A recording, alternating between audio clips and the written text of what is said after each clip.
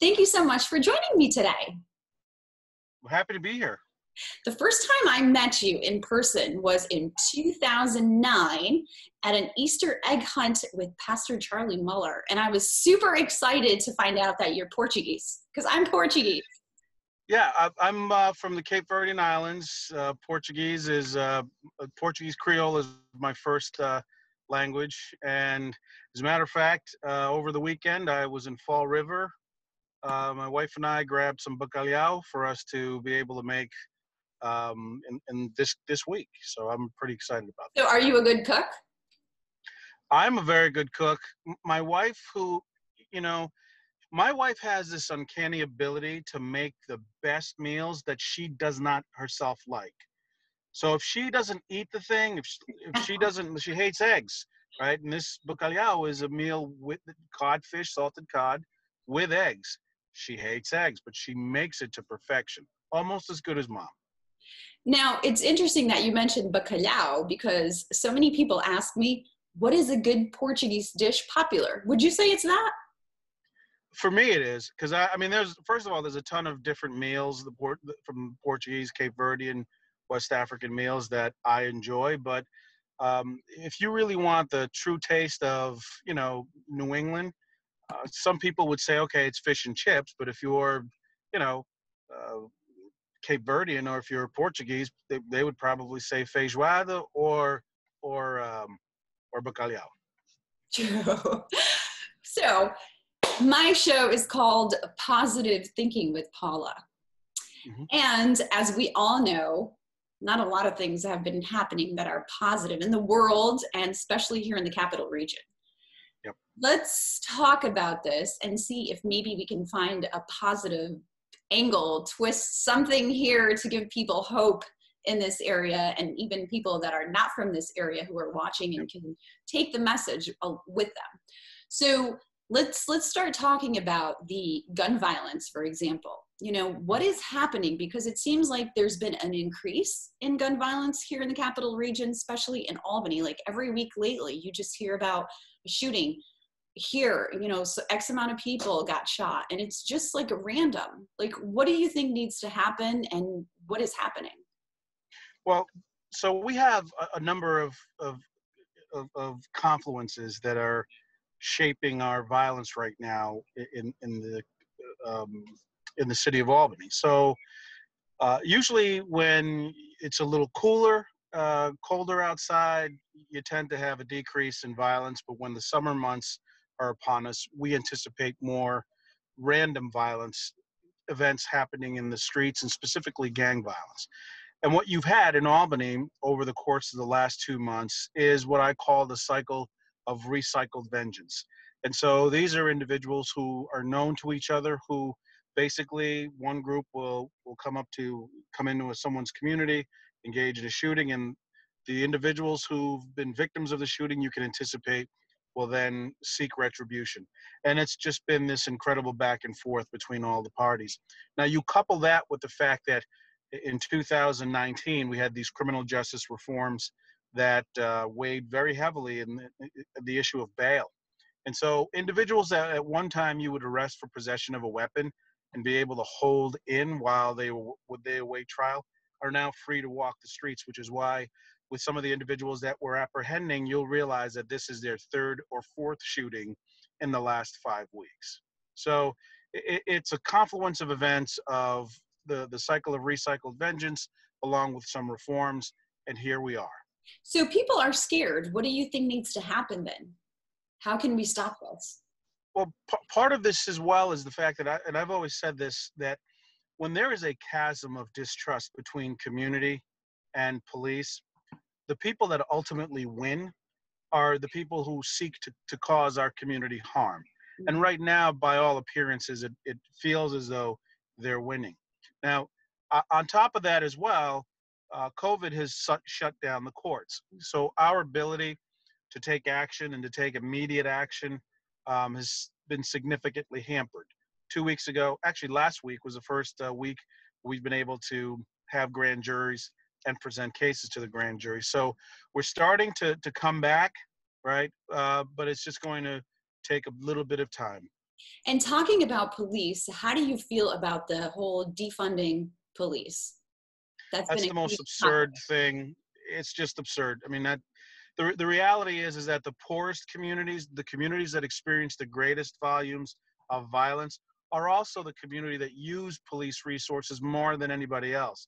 So if you're living in a suburban community where you rarely see the police, or the only interaction are traffic tickets, and you share that opinion that police should be defunded, well, I would encourage you to really rethink that position, because there are community members who are experience the greatest volumes of violence that use the police very often. If you speak against violence, they automatically call you like a racist. For example, like with this whole thing with Black Lives Matter. I mean, I was watching this live happening in Albany when it took place on a weekend, and I believe it was 2 weekends in a row. And it was really scary what was going on with all of that Black Lives Matter. And it seems as if when someone talks about that and says, you know, I don't think it's right what happened in Albany, that they destroyed so many businesses. We had COVID situation that happened. So businesses were locked down. And now this whole movement with Black Lives Matter took place, and they ended up destroying so many other businesses in Albany. And when you have someone who is actually defending the businesses and saying, you know, well, I don't think this is right, that's not the approach, that shouldn't happen, automatically you're called a racist. How do Yeah. you feel about that particular issue, and also the violence and all of that took place in, I mean, all over the world, but especially here in Albany, for example? So I think the first thing to really to get through is the fact that the people who sought the protection of the umbrella of the Black Lives Movement, who themselves were seeking to cause damage but were not part of that movement, that has to be distinguished, right? So in Albany, we had people that showed up for a lot of the protests, but they were never there to articulate their First Amendment rights or to share a thought. They were there to really, to get theirs, and getting theirs meant looting, causing violence, burning trucks, and really presenting community members as well as law enforcement with a very challenging experience. And that this was violence seen on a scale that we hadn't seen in this community in quite a long time.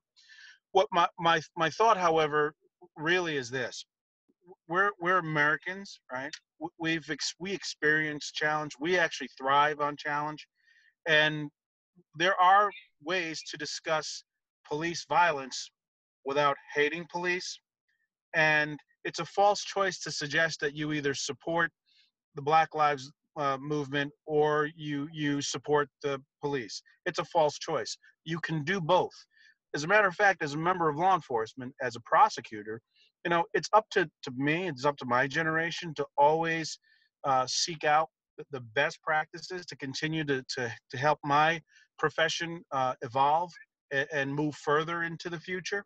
And I think you have law enforcement agencies, police departments that are doing that.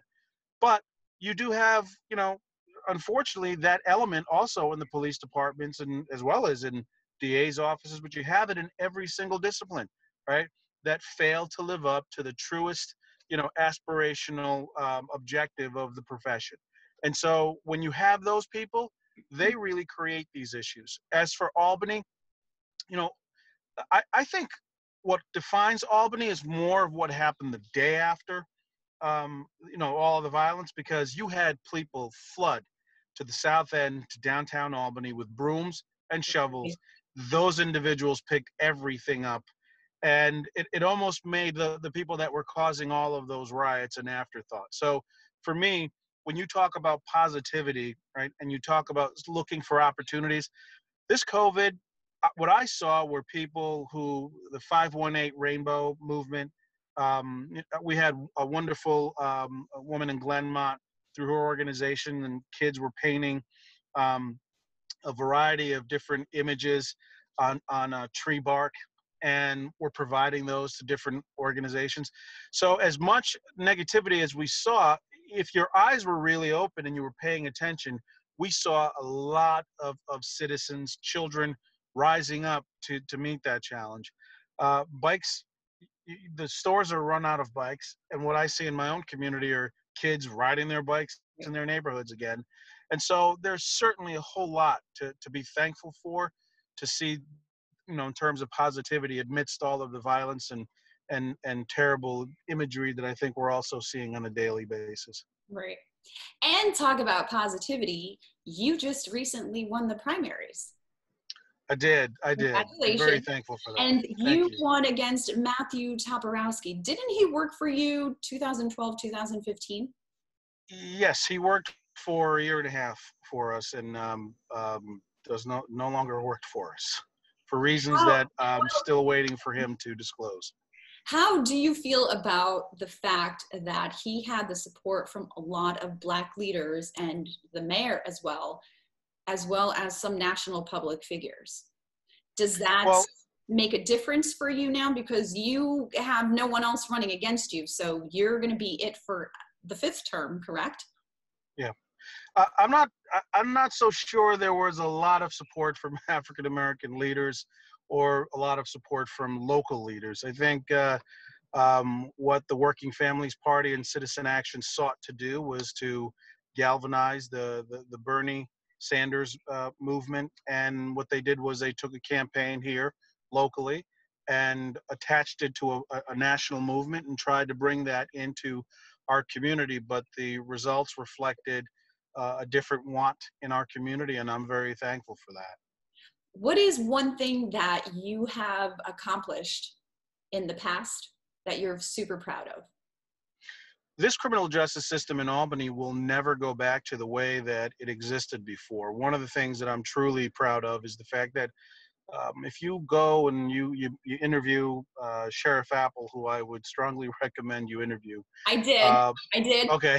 But Sheriff Apple has a facility called the Albany County Correctional Facility, and the 2/3 less people there today than when I started. And a lot of that has to do with the fact that we're more creative about our sentencing. We offer more community service opportunities. We offer more diversion. So we're not putting people in prison or in jail indiscriminately. I think what we do is we certainly do a much better job of qualifying people who we feel need to be removed because of the clear present danger that they present to community. So I'm really proud of that. The other thing that I'm really proud of is being able to still be innovative. And I'm going into my 20th year, and still there are ideas and there are things that need to be done here. One of the things that we're really proud of and looking to tackle more are people who've created, they've caused harm in the past, 10 years ago, 15 years ago, but are still laboring under those convictions because they can't get better jobs. They can't, get better education because of it. So we're doing a lot right now to help people come out from under those previous convictions, that the mistakes that they've made in the past. And that certainly makes me feel good about the work that we do. And that's one of the things that you're working towards to accomplish. Yes, we're only second to Manhattan in our sealing and expunging of criminal histories. And so, needless to say, Manhattan is slightly bigger than Albany County, but we're second only to them. And I'm really proud of my folks here in our ability to continue churning these cases out. I put this out there for the viewers if they had Yep. questions that I was going to be interviewing you, and someone wanted me to ask you, what do you like better, your current position or when you worked in the radio industry? Oh, oh, you must hang around some interesting people. You must hang.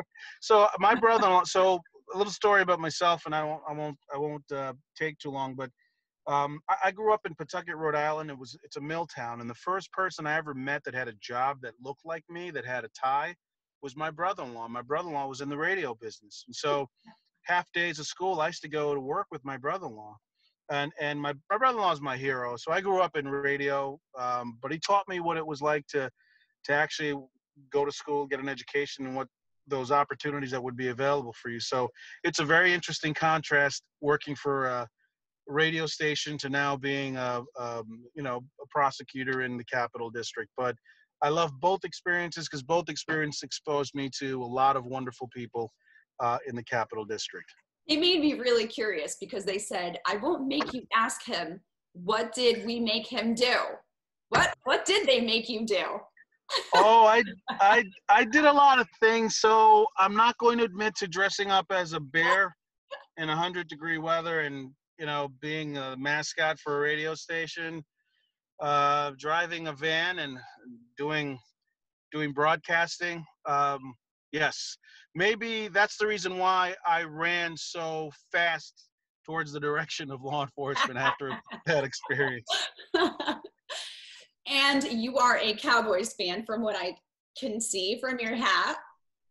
1975, my family and I arrive on Lorraine Street in Pawtucket, Rhode Island, where there's about 40 boys, 20 of whom were Terry Bradshaw and Franco Harris, and the other half had to be Roger Staubach and Tony Dorsett. So 1975, lifelong fan. I'm also from Pawtucket, so if it's not this hat, it would be another beautiful hat with a red V on it.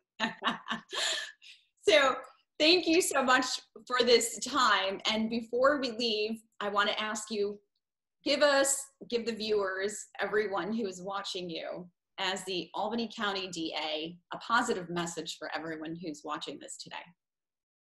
First of all, I'm so thankful to you for doing a show that is focusing in on something that no one else seems to focus on, and that's positivity. Because this area, we are so fortunate to live in an area where you can jump in a car and 3 hours you go to New York City, 3 hours you go to Newport, Rhode Island, or you can go to Canada. We're centrally located. We're an important location. It's a beautiful place to raise a family. This is such a beautiful community. And although as a person who's often in the eye of the storm because I get to see all the violence, I will tell you that there is a lot for us to fight for because we live in an amazing place. And I applaud you for continuing to bring that out. Thank you. There's light at the end of the tunnel in any situation, right? We are always in the light. It's just a matter of whether or not you choose to open your eyes wide enough to see it. Right. Thank you so much for joining us today. Paula, have a great day. Thank you. And thank you for joining us for this interview. Make sure to subscribe to the YouTube channel and have a great day.